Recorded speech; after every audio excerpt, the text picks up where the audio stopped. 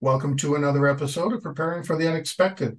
I'm your host, Alex Fullick, and as always, we like to talk about things related to disaster recovery, business continuity, resilience, anything that helps you, your organization, or your community prepare for, respond to, and overcome adverse situations.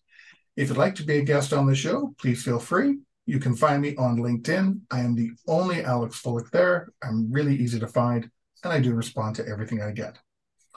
Today, we are going to be talking about another book. You know I love to read. I'm always reading, and this week is no exception.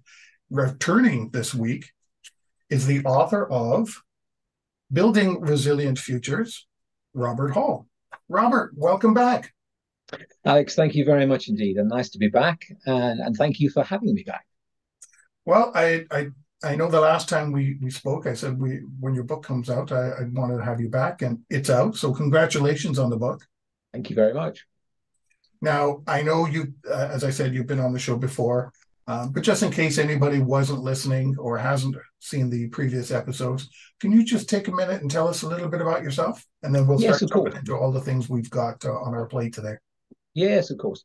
Well, I spent about a third of my working life in the military, the British Army, and two-thirds in public and private sectors, where I've worked for an international publishing house on internet intelligence journals, the National Criminal Intelligence Service, now the NCA in the UK, as well as corporates like Barclays Bank, British American Tobacco, G4S, and Marsh McLennan. And most of those posts have been in risk and resilience. And my last job, which was working for a business company called Resilience First, was trying to promote resilience within business. I hope that gives you a flavor. Well, welcome back. I'm glad to have Thank you. you. So let's jump into some of the key topics you have that are in your book that you cover, because there's a lot of good, interesting bits of information in here. But the first question I do want to ask you is, what made you write the book? Yep, that's a good question. Well, after several years in risk security and resilience in the positions I've sort of described, I've naturally developed a very keen interest in the topic. And that's grown really in importance over time. And I think others have shown a similar interest because I looked up this morning on Google. When you type in the word resilience, it comes up with 742 million entries. Wow. So there are clearly there's a great deal of interest around the world. And I felt I needed to consolidate my thinking and conversations with many good people over the years, and particularly as I have now had an opportunity, in the hope of what I had to say might be of help to others. It took me 6 months to write because I had a lot of material assembled beforehand, but it's taken a year with the publishers to get it out. So what I did was produce an addendum to the book, which tried to cover the gap between it being released and me starting work. I've also wanted to explore various aspects of resilience.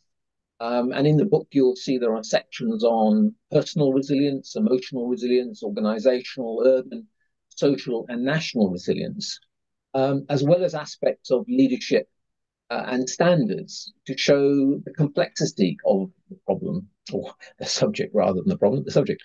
And unlike many other books, it's not meant to be a survival guide for those wanting to toughen up at all. It's more a reference guide to a holistic look at the subject of resilience.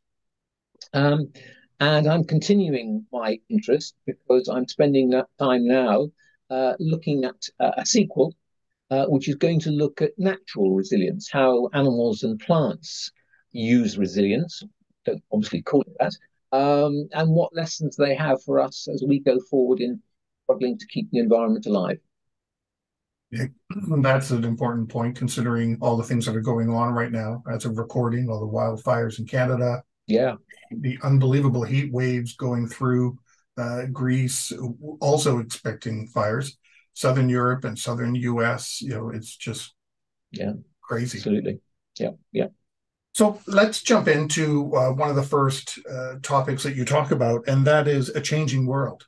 Yeah. So why can we not just rely on technology to create resilience? Because as you mentioned, that Google search, there's a big response that'll come from vendors, Mm. and if you have this application or Mm. technology or whatever, you can become resilient or Mm. create resilience.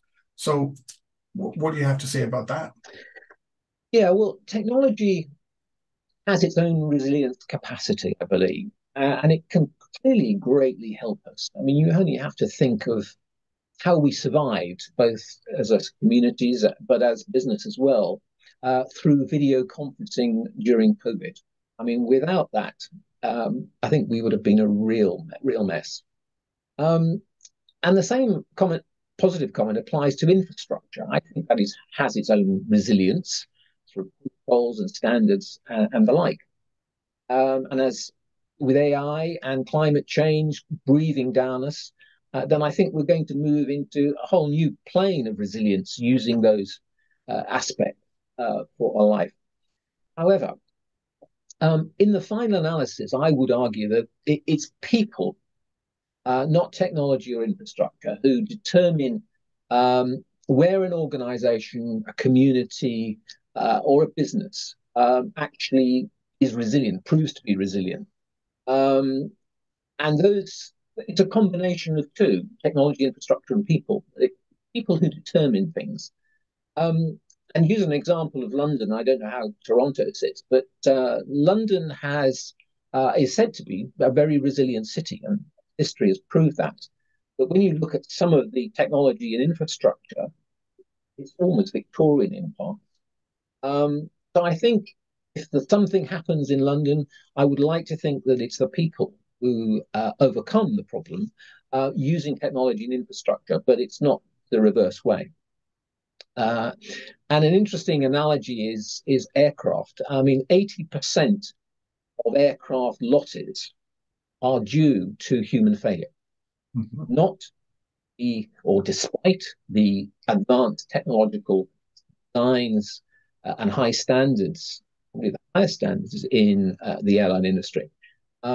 You still have emergencies, crises. So technology doesn't get you out of it, it does help. I think people and any recovery will be determined by the experience of people, uh, how they're empowered, how they're led, how they're motivated, how they're resourced. And it's a combination, as we'll be speaking later, I believe, of combining both the top and the bottom, the technologies with the people. Um, and that's the way a system or community or country is going to be resilient. And in my book, I try to bring out this people issue by using a story from history about Sir Ernest Shackleton, who conducted an expedition to Antarctica in the early 19th century. Um, sorry, 20th century, 1914, he set out. And he went with a team of about 27 men to the South Atlantic in an attempt to try and cross the Antarctica. But his ship, the Endurance, a good name, was sadly trapped in the ice about 100 miles short of his objective and eventually sank through crushing.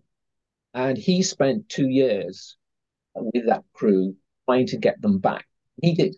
Amazingly, he survived, and so did all the other men. But the story, if you read it in the book, is absolutely brilliant one of resilience. How Sir Ernest and his crew managed to overcome all the difficulties they had and extreme weather and allow themselves to be rescued. Ernest Shackleton rescued them in spite of those difficulties. And it was through his strength and courage and determination and resilience that it got them through. So I use it just as an example, not that we all go to expeditions to Antarctica, but I think they embody the characteristic of being a resilient person. And we all have to uh, read and record and take notice of characteristics if we're going to sort of meet this challenging world, violent and volatile, It's certainly uncertain. It's very complex and it's ambiguous. And I think we need to have that resilience and that agility and flexibility we're going to find. Well, with the technology piece, why is it that people seem to want to find that silver bullet? Well, I think It, we're all looking what, for a silver bullet. yeah, what is it they're trying to find if resilience, buying an application, let's say, with Shackleton, or using something like that, that's not going to make him resilient because you just pointed out some of the characteristics that he had to be successful, and survive. Mm. But why is it when people think, if I buy an application or technology is my silver bullet, that'll help? Well, I think we all have that characteristic of wanting an easier life, an easier way of overcoming a difficulty or a problem. And technology often provides that. You just need to look at your iPhone to see what it provides you and the ease with which it does that. The danger is we become so dependent on it. If you took people's iPhone away, besides the loss and the feeling of sheer isolation, we have lost the ability to look for an alternative. I wonder how many people today would be able to read a standard map on a piece and plot a route, because we don't need to do that anymore. And so much of our society is dependent upon technology, which is great because it makes our life easier. I think sometimes we forget the fact that it may not be there. And you just recording recently the experiences and the fires in Greece, in the Greek islands. People who had reliance on their mobile phones suddenly don't have it because the fire has taken out the power and the masts, and they are trapped and they don't know who to turn to. And I think we constantly need to remind ourselves that while technology is great and there, sometimes we need an alternative if it's suddenly dropped. Is it easier just to look at technology than it is to sometimes face our own, it's not the right word, but deficiencies? Yes, it is. And I think the fewer experiences, sharp experiences we have, the more we're reliant on it. And people who are coming back from the Greek islands will certainly be aware that next time their mobile phones will be relied on in certain circumstances, and they may be more willing to look at alternatives, take as well. Yeah. I'm going to take an early break because the next topic we're going to talk about has to do with societal engagement. And I don't want to cut you off halfway through. I really want to focus on that one because that's Sure. something a little different that a lot of others people aren't talking about. And so I'm really interested to get your thoughts on societal engagement. Sure. So we're talking today with Robert Hall, the author of Building Resilient Futures, and we will be right back. If you liked that video, thumbs up. If you didn't like that video, thumbs down. But leave me a message and let me know your thoughts. Of course, don't forget to subscribe. And in the meantime, stay prepared, everybody.